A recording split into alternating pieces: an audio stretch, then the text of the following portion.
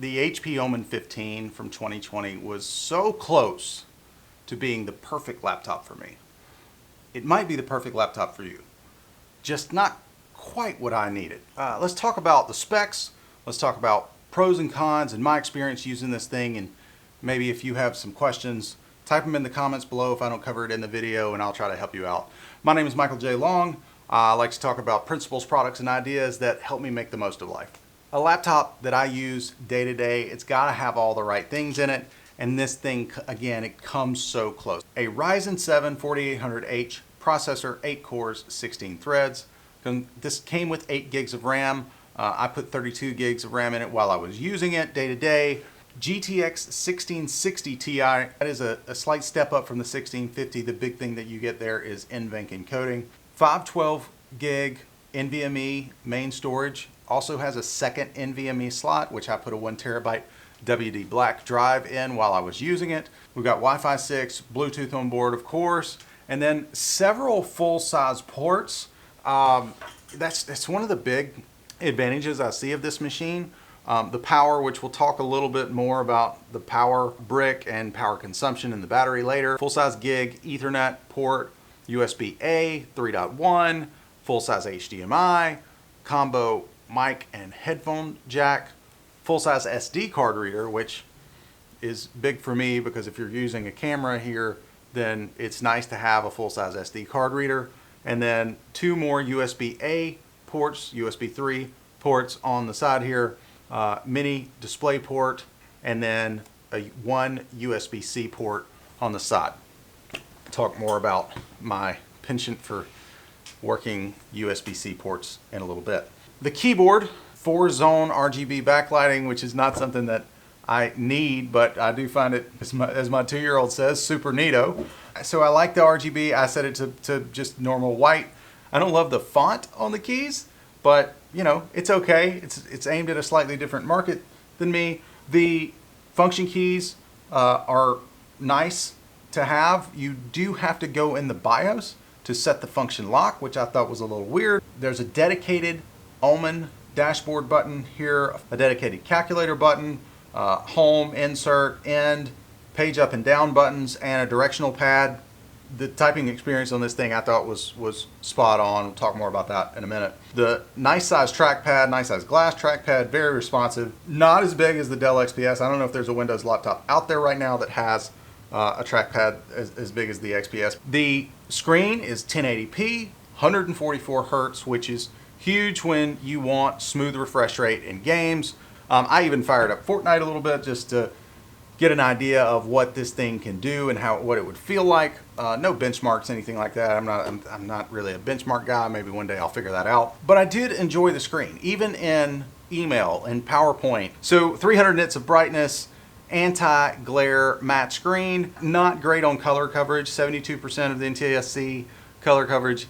It's fine. It gets the job done. I did edit a wedding video on this laptop, and it performed well. So it kept up with 4K footage, no problem. H.265 footage, no problem. So let's talk about the pros for a minute, and then I'll get into the cons as to why this isn't quite the perfect machine for me. As I mentioned, Ryzen 7 4800H processor, really powerful, 8 cores, 16 threads.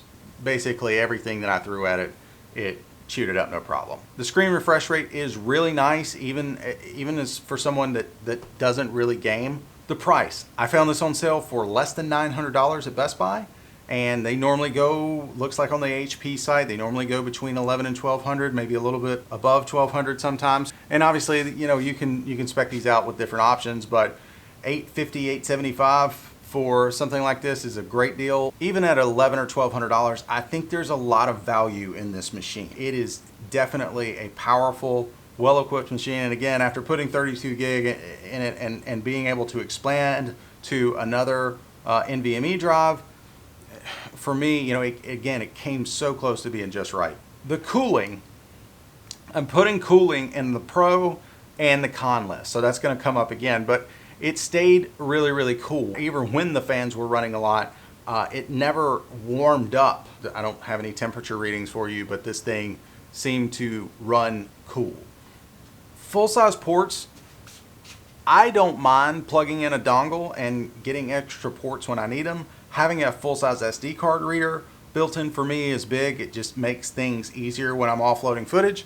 You know, it is nice just to have a USB-A plug there or a full-size Ethernet port if you want to plug into that. I don't know that I ever plugged an Ethernet port into this thing. I can understand why that would be a huge advantage for people who don't want to have to plug something extra into the side of their laptop. The upgradability, I talked about being able to upgrade the RAM. You know, it's like 8 Phillips screws on the back of this thing, pops off no problem. Easy access to that. The extra NVMe slot on this thing, that's like a non-negotiable for me. I gotta have extra storage. I gotta be able to upgrade any laptop that I'm gonna buy. The build quality is nice. I mean, it's a metal deck, plastic lid. The opening is really smooth. Let's talk about the cons. Probably the biggest reason that this laptop will not be my daily driver. No USB-C charging. And I'm willing to bet that that's probably like a Ryzen versus Intel Thunderbolt licensing issue thing. The fact remains that this particular model will not charge over USB-C. It will run DisplayPort over USB-C. It will charge outgoing to other things, but no incoming power over USB-C. Charging and battery situation. I got decent battery out of this thing, running a full 7 or 8 hours of productivity work. Not video editing, nothing crazy, but you know, screen at 2 levels up on brightness, email, Word, PowerPoint, Excel. It had to work to get through the day. And the battery on this thing, I don't think this battery is meant to, probably because of the cooling. I just don't see this thing being a run on a single charge all day type of machine. That said, it did make it through most days with minimal charging. You know, plug it in for 20 or 30 minutes, and then I'd have 20% or so left at the end of the day. The charging situation. Let me get the power brick for this. Hey. The power brick on this thing is enormous. I don't want this thing in my bag. It's huge. And it's expensive. And it's hard to find. This power brick is a 200 watt power brick. It is too big to fit in a bag comfortably, especially when it's already packed with a bunch of other stuff.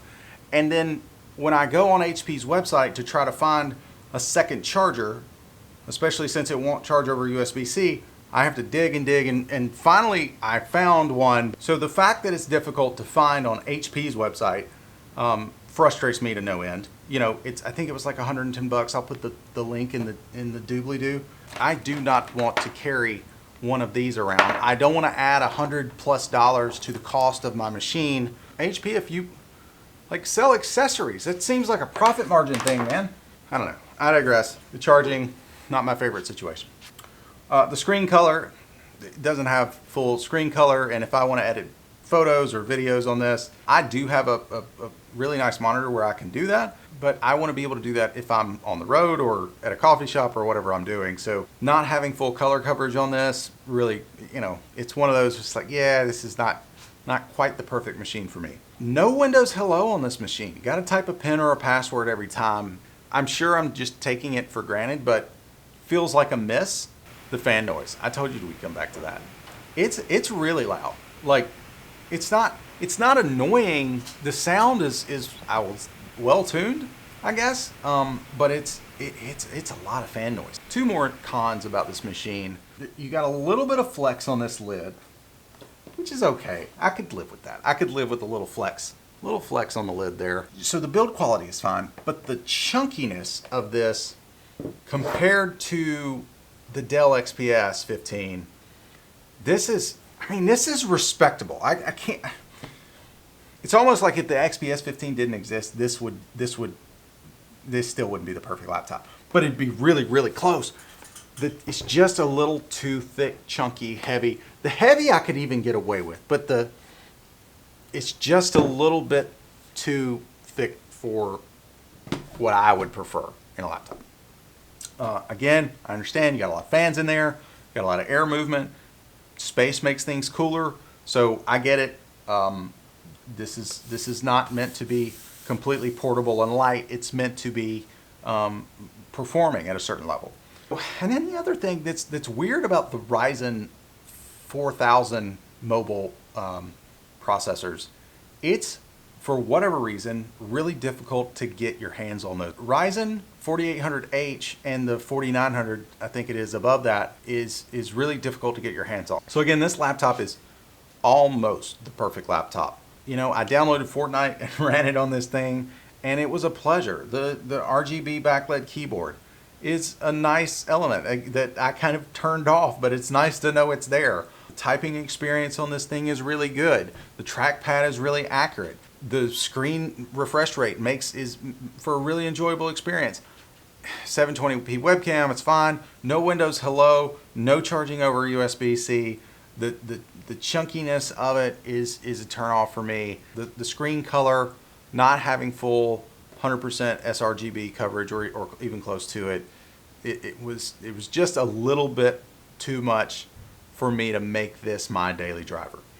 But if you like gaming and you want to be able to run high refresh rate at high, maybe not ultra settings, right? But high settings on pretty fun games, I think you could definitely have a really good gaming experience with this laptop. And I think if you compared the price of this machine or a machine very similar to it in the HP Omen series against other laptops that really have that gaming focus, I feel like the value of what the HP Omen series is offering is probably going to win out over most every other laptop. If you see a better value in this kind of laptop genre, please let me know in the comments, because I'd be interested to see what could outperform this from a value standpoint. So that's it for me. I hope you got value out of this. If I didn't answer any of your questions, please leave a comment below and I'll try to figure out what I can for you, run a test on this machine, or try to do some research. And then if this is your second or third video here, maybe click the subscribe button. I'm going to be working on trying to publish a little bit more regularly, but still video every sometimes. Thanks so much for watching. See you next time.